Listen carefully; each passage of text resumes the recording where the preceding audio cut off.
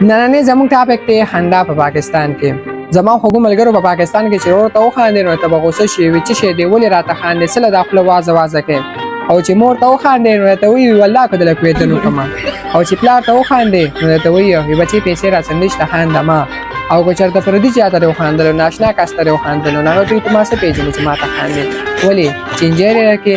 او که چېرته جینۍ ته دې وخاندلو بس ځان له دې کار وکتلو د مچو د بین طریقه نه ور وویشتلو او که چېرته داسې یو مجلس کې دې وخاندلو نو درته بیا وایي دا لیونۍ دی بیا ادب پکې نشته تمیز پکې نشته د خلکو په منځ کې خاندي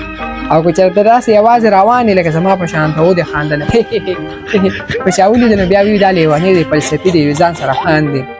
او بس خندا صرف او صرف په یو ځای کې په پاکستان کې ډېر غټ عزت لري چې کله ځنکدن په ټیم کې دا خوله هسې وازې کولو پاتې شي د خندا په شکل باندې نو بیا خلک وایي یاره ډېر بختور انسان دی ماشاءالله په اخري ټیم کې هم خندلی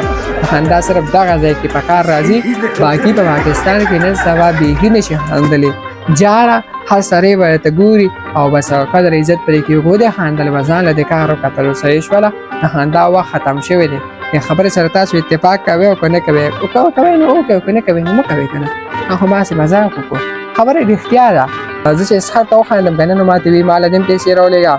زه چې اسخر ته وخاندم که نه نو ماته وي ماله هم پیسې راولېږه خواهله دې هم پیسې راولېږه خپل کور ته هم پیسې ولېږه او پلانکي دومره پیسې راولېږه چې واده ته له تیار کړو نو بیا خانده خو زما خو به خپله دا حال دی باقي